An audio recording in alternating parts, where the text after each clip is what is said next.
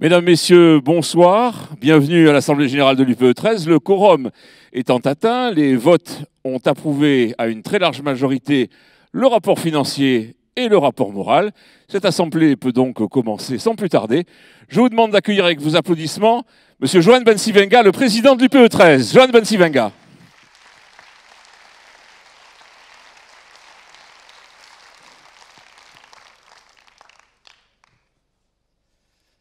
Bonsoir à toutes et à tous. Écoutez, je voudrais vous remercier pour votre fidélité, vous remercier pour votre présence. Je sais que votre temps est précieux. Je sais que c'est difficile de pouvoir dégager du temps pour notre organisation et pour notre syndicat. Et pour ça, vraiment, je voudrais vous remercier. Je voudrais faire une dédicace particulière aux anciens présidents de la maison qui sont là physiquement aujourd'hui, ou qui nous accompagnent par la pensée, et leur dire que nous marchons dans leurs pas et que bien évidemment ils nous ont montré la voie et que nous essayons de continuer. Je voudrais faire un salut particulier à Jean-Luc Chauvin, notre président de la CCIMP, qui travaille inlassablement avec tout son engagement pour faire face aux difficultés que connaissent les chambres de commerce dans notre pays et nos corps intermédiaires en général.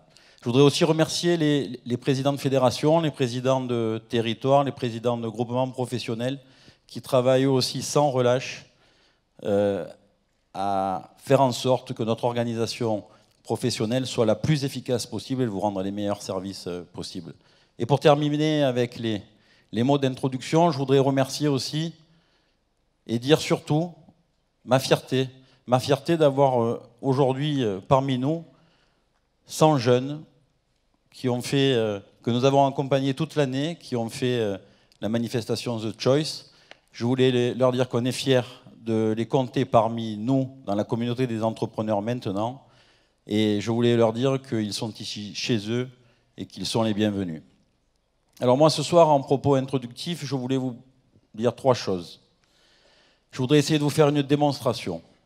Essayer de vous dire que nous vivons une période d'extraordinaire transformation, que nous vivons une période de formidable opportunité pour notre territoire, mais pour ça, il va falloir que nous fassions de nécessaires adaptations. Alors, le premier point dont je vous ai parlé, c'est l'incroyable transformation. Le monde est en train de changer, vous le voyez tous, c'est un lieu commun de le dire, tout le monde sait, tout le monde entend parler de la révolution digitale, numérique, et qui va engendrer une révolution sociale, sociétale, bref, une révolution culturelle et économique. Tout le monde le sent, ça, tout le monde le voit. Pour autant, on sent aussi que nous sommes en train de passer d'une société de la possession à une société des usages. Nous sommes en train de voir, dans ce qui se passe autour de nous, comme je vous l'ai dit tout à l'heure, que le monde change. Alors, qu'est-ce qui va se passer de particulièrement incroyable aujourd'hui ? C'est que cette envie de changement se retrouve en adéquation avec des avancées technologiques ou les ruptures qui se profilent devant nous. Alors, quelles sont les ruptures ? Je ne sais pas si vous savez, mais la semaine dernière, l'Agence mondiale de l'énergie a publié une alerte rouge pour pénurie de pétrole, parce que pour la première fois, les baisses de pétrole, la baisse de production de pétrole va être de l'ordre de 30%.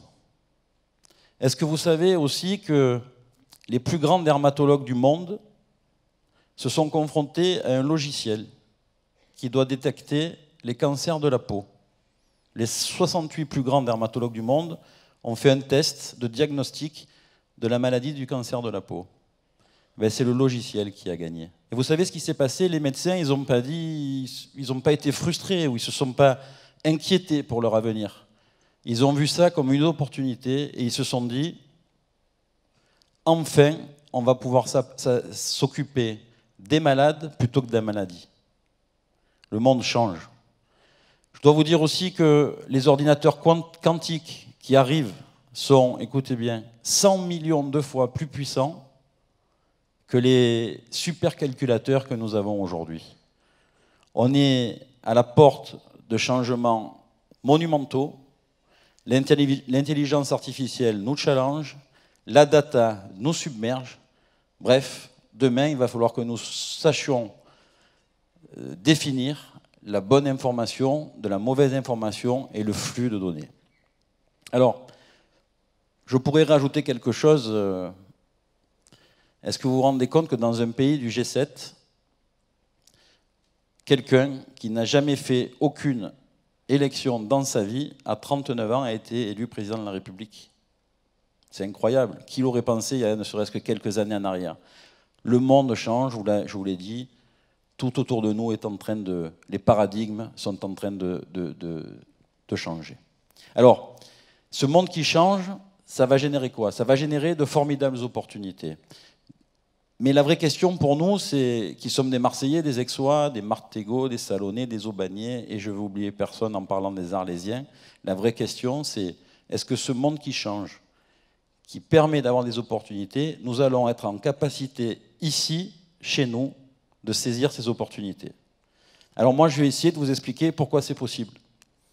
D'abord, dans ce monde qui se dématérialise, dans ce monde qui se numérise, la soif de contact et la soif de la qualité de vie devient quelque chose de très important.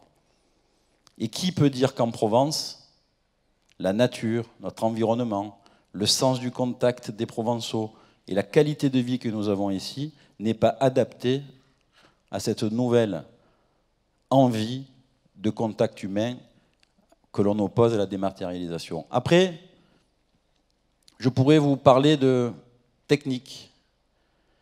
On a ici, je ne sais pas si vous le savez, la plupart d'entre vous le savent, nous sommes le point d'entrée numérique de l'Europe du Sud. Toutes les datas qui arrivent en Europe, par le Sud, transitent par Marseille. Quelle formidable opportunité!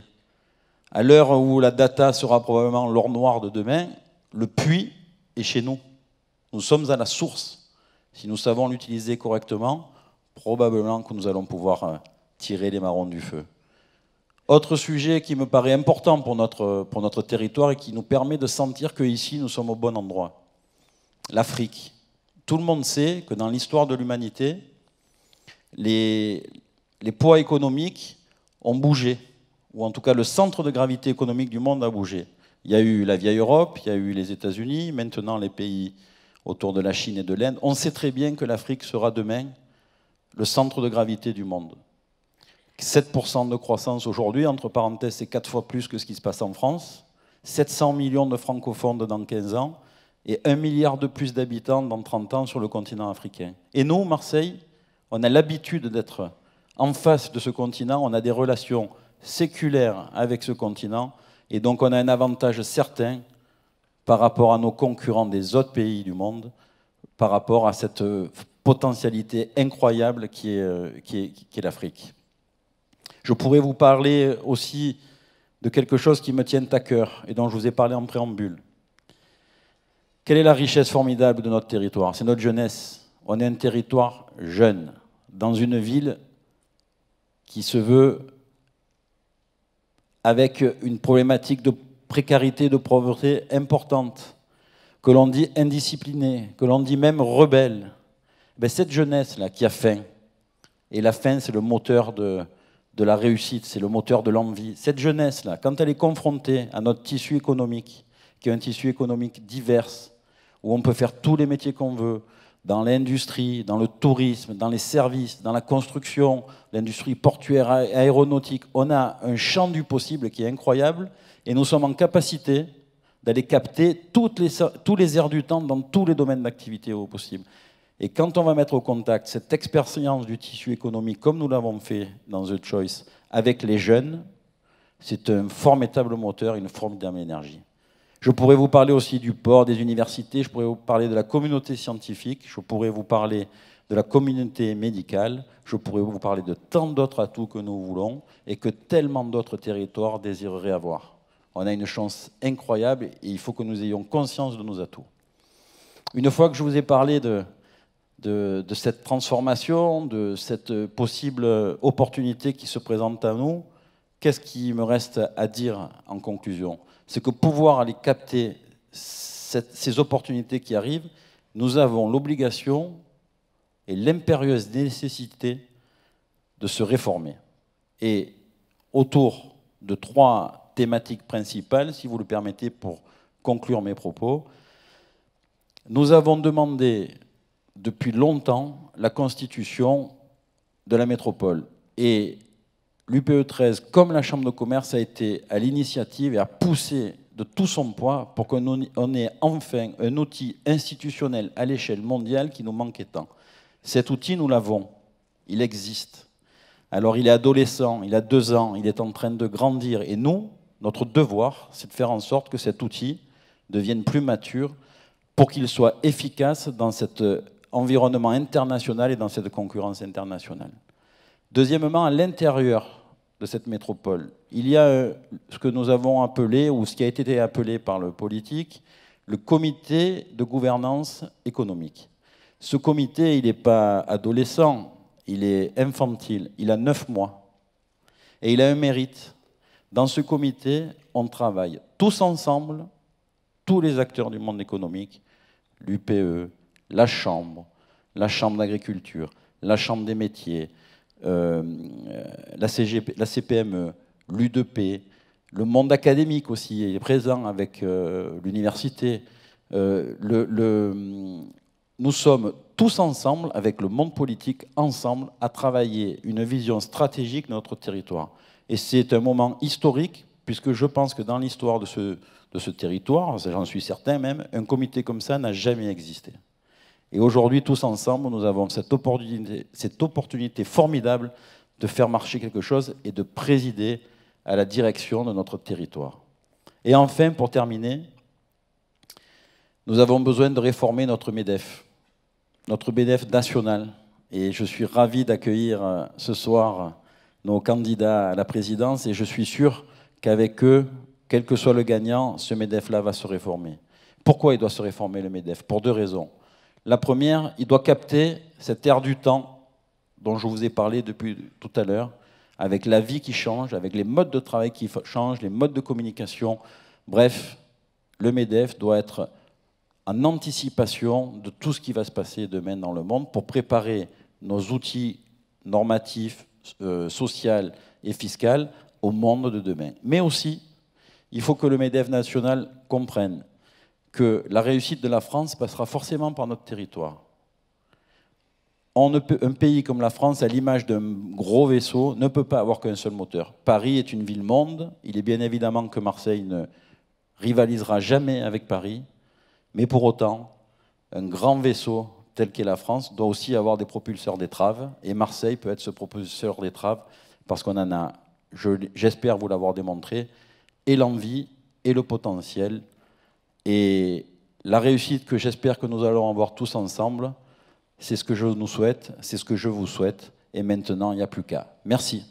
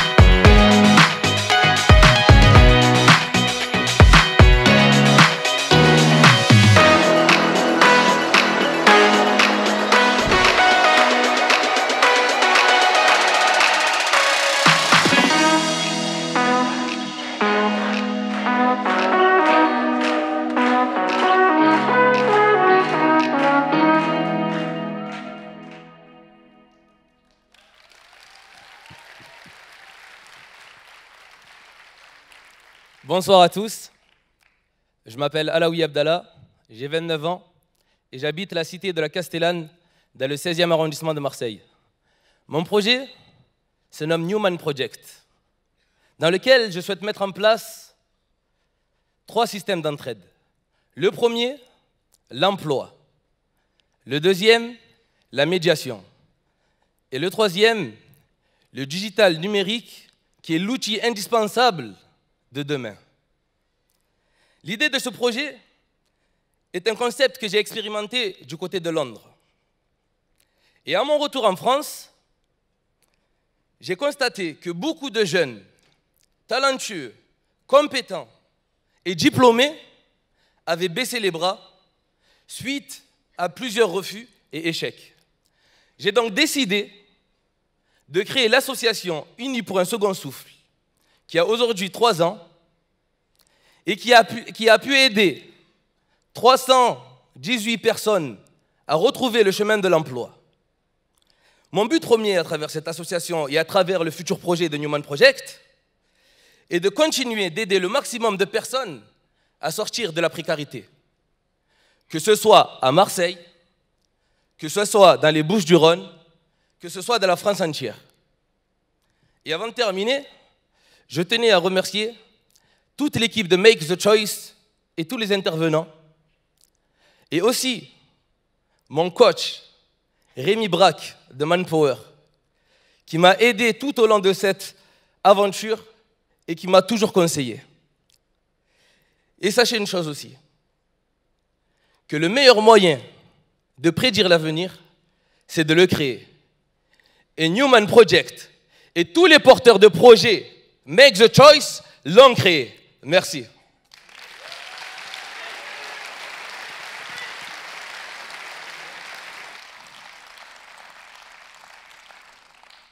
Bonjour, mesdames et messieurs. Je suis Cécile Eurengian, je travaille chez Gemalto dans la cybersécurité, en charge de l'innovation pour l'Internet des objets, les objets connectés. Je suis également coach en Mindful Leadership et présidente du réseau de femmes de Gemalto dans le Sud. Dans le programme Make the Choice, j'ai l'immense fierté de coacher Valentin Rivière, qui, avec son projet de produire et de fabriquer des produits du quotidien, des aliments du quotidien à base de farine d'insectes, va hacker notre façon de nous nourrir dans un futur très proche, avec une meilleure alimentation et surtout un respect de la planète. Alors cette transformation du monde, on en parle. Plutôt que d'en parler, moi ce que j'ai envie de faire avec vous, c'est qu'on l'imagine ensemble. Et je vous propose 30 secondes, mais 30 secondes avec moi. Posez vos téléphones, je vois plein de gens avec des téléphones, posez ce que vous avez dans les mains, installez-vous au fond de votre fauteuil, les pieds bien à plat, je vais essayer de rester stable, et avec moi, fermez les yeux 30 secondes, et on va essayer d'imaginer cette transformation du monde. Je vais vous dire des mots du siècle dernier, et des mots d'aujourd'hui, du XXIe siècle, et l'imaginaire va faire le reste. On ferme les yeux ensemble? On y va. Siècle dernier, 1900, 1980, 1995, la révolution industrielle, le pétrole, la voiture, la télévision, l'informatique, l'agriculture intensive, la pollution, les organisations pyramidales, le management, commande, contrôle, les process, les égos, les leaders dirigeants, les entreprises pour générer du profit, et c'est tout. Et puis, 21e siècle, maintenant, aujourd'hui, 2018, 2020, 2050, la révolution digitale, la voiture autonome électrique, les drones taxis, la blockchain, l'intelligence artificielle, la technologie for good, pour le bien, la permaculture, le respect de la planète, les organisations à plat, l'holacratie, le bonheur au travail, des leaders inspirants, des entreprises pour faire du profit, mais des entreprises à mission et du management bienveillant. Voilà, vous pouvez rouvrir les yeux. Ensemble, on a imaginé, vous avez dû avoir des images qui sont venues. Et ce que j'ai envie de vous dire, c'est inspirons-nous mutuellement, vous les entrepreneurs qui avez de l'expérience, qui avez des moyens, vous les jeunes qui avez l'agilité, l'énergie, plein d'idées pour donner du sens au monde et faire de cette révolution, de cette transformation du monde quelque chose de positif ensemble. Merci beaucoup.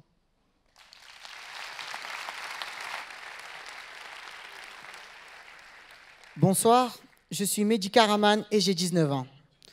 Je vais fonder la MAC, la Martial Art Academy Karaman.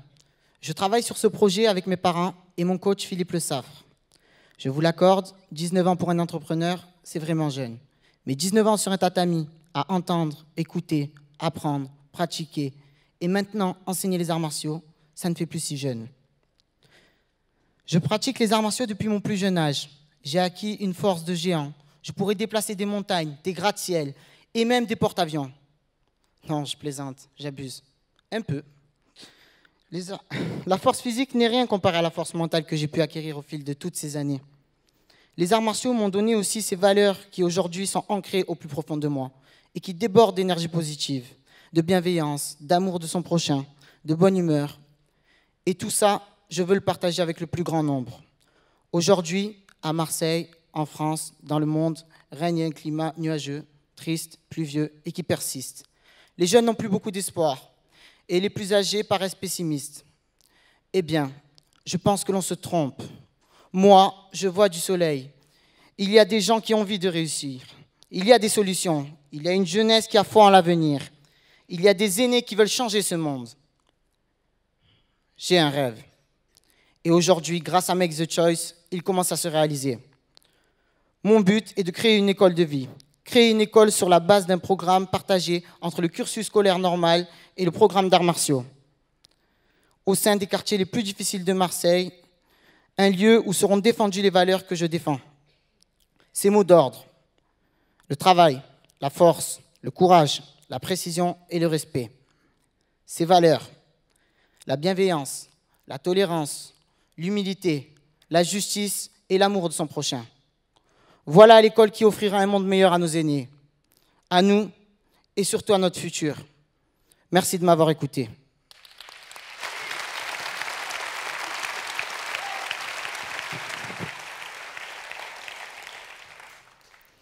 Bonsoir, je m'appelle Angèle Paillet, j'ai 28 ans et je suis porteuse du projet de couture alternative Field Dream. Je suis soutenue et accompagnée par mon coach Christophe Ferramus, directeur opérationnel de Carrefour Market. 100. 100, c'est le nombre de porteurs de projets The Choice, mais 100, c'est aussi la quantité de tonnes de déchets générés dans le monde chaque seconde. Après des expériences de vie diverses et variées, j'ai compris que quelque chose n'allait pas. Je jetais et consommais trop. Trop de plastique, trop de produits chimiques, trop de pesticides, trop de perturbateurs endocriniens. L'homme surconsomme, gaspille et décime la planète. Forte de ce constat, j'ai voulu changer et faire changer les choses. J'ai compris que je pouvais réutiliser, recycler et être heureuse avec pas grand-chose. J'ai découvert que je pouvais avoir une consommation saine et raisonnée et qu'en plus de faire du bien à mon corps, je faisais du bien à la planète. Ne l'oublions pas, notre planète. Nous sommes tous responsables. Responsables de nous-mêmes, de notre santé et du monde que l'on souhaite voir. J'ai choisi de faire de ce changement de vie une opportunité professionnelle en créant Field Dream et en imaginant des articles du quotidien lavables et réutilisables afin de limiter cette toxicité humaine et environnementale. J'ai choisi d'agir en conscience et de prendre soin de la planète, de moi et de vous. Il est possible et nécessaire de changer notre regard sur le monde. C'est maintenant que nous devons nous unir et agir pour sauver ce qui peut encore l'être et pour créer quelque chose de beau, de sain et d'animants. Et comme le dit Pierre Rabhi, un jour, il nous faudra bien répondre à notre véritable vocation, qui n'est pas de consommer et de produire sans fin, mais d'aimer, d'admirer et de prendre soin de la vie sous toutes ses formes. Merci à vous, merci à l'UPE 13, merci à The Choice et merci à mon coach.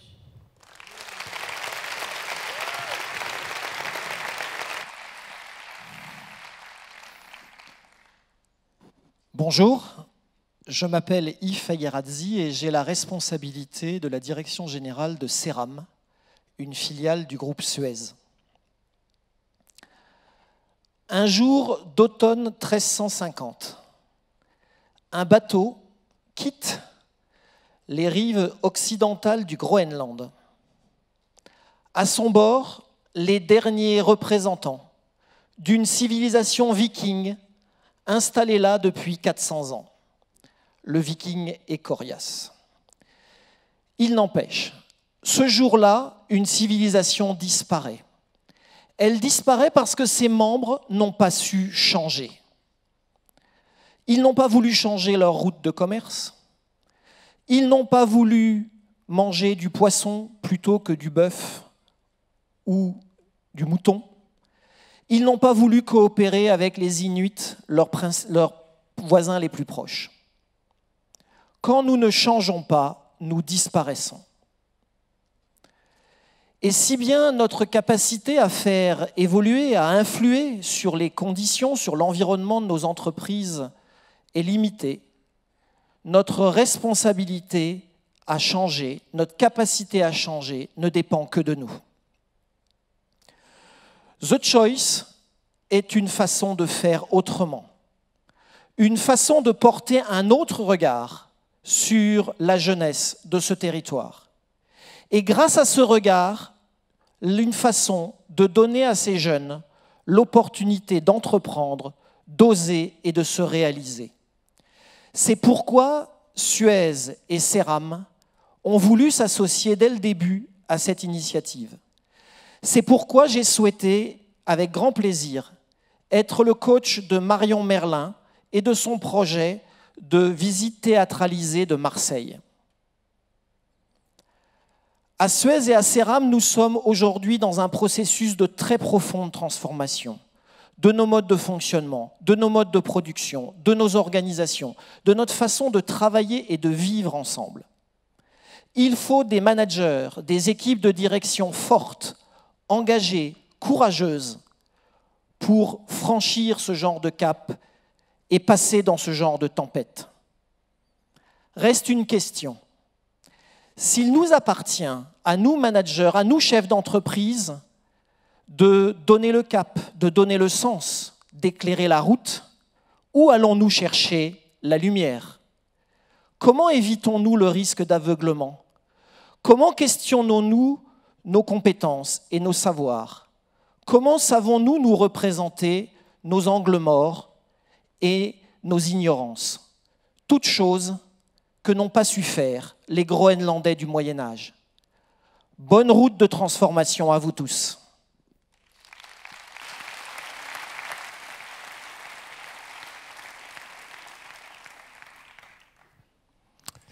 Bonsoir à toutes, bonsoir à tous.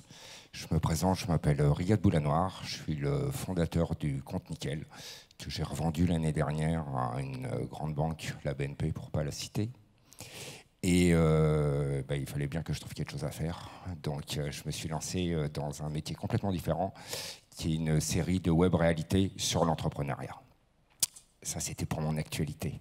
Alors, on a entendu beaucoup de choses, puis je ne voudrais pas répéter ce qui a déjà été dit, mais ce qu'on s'aperçoit, c'est que notre société, elle est en transformation, en révolution, en mutation profonde. Et on s'aperçoit, tout le monde s'en aperçut, que les modèles établis, qu'ils soient culturels, qu'ils soient sociologiques, qu'ils soient religieux ou même économiques, ces modèles établis commençaient à prendre l'eau, et que finalement, surtout, on n'arrivait plus à les décorréler les uns des autres. On n'arrive plus à le faire. Alors, j'ai entendu parler au cours des différentes interventions d'intelligence artificielle, de tsunami digital, d'ubérisation, de pénurie de ressources, auxquelles j'ai envie quand même d'opposer Ce que j'ai entendu là, ce besoin de justice, l'humilité, les valeurs, la prise de conscience, l'écologie. Et ça me fait plaisir de voir tous ces jeunes-là autour de nous qui ne sont plus dans un discours de colère, de résignation ou d'indignation, ils sont dans un discours d'action. Ils ont envie d'agir, ils ont envie d'entreprendre. Et ça, je pense que rien que pour ça, j'aimerais bien qu'on les applaudisse très très fort. Merci beaucoup. Merci. Alors, tout ça, on va où? On m'a souvent demandé, parce qu'on m'a dit maintenant que j'étais visionnaire. Avant, j'étais rêveur, mais comme mes rêves se sont réalisés, je suis devenu visionnaire. Alors, on m'a demandé qu'est-ce que ça allait devenir, tout ça, plein de fois. Alors, aussi loin que je porte le regard, je me dis que cette nouvelle civilisation qui s'offre à nous, elle est remplie d'opportunités. Mais il y a une chose dont je suis intimement persuadé, c'est qu'elle reposera sur 3 piliers. Le premier pilier, ça sera l'écologie.